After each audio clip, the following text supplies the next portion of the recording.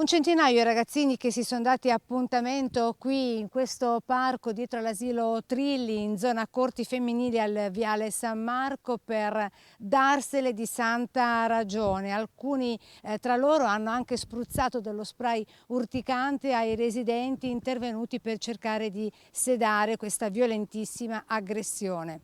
Il violento appuntamento come regolamento di conti è iniziato sui social. È accaduto a Mestre il 20 ottobre scorso, poco prima delle 18. Le due gang rivali, composte da ragazzini della zona, ma anche del quartiere Pertini e località Altobello, sempre a Mestre. Si sono date appuntamento qui di fronte, se le sono date di santa ragione e poi è stata chiamata la polizia. Almeno due ragazzini rimasti feriti, di cui uno in modo particolarmente severo, con alcuni della gang soccorsi da un gruppetto di residenti, rimasti a loro volta però intossicati dallo spray peperoncino, riportando gravi sintomi: gola chiusa, vomito, occhi arrossati, mancanza di respiro, racconta questa residente. Non riuscivo a capire cosa stava succedendo, ho messo la testa fuori e mi è arrivata proprio un'ondata di spray al peperoncino, qualcosa di urticante sicuramente, che ci ha fatto stare molto male tutti, soprattutto la signora là è stata male 2 giorni.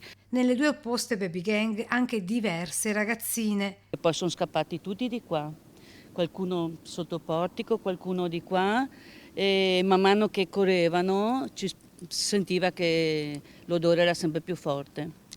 E anche i cagnolini qua dei signori sono stati molto male.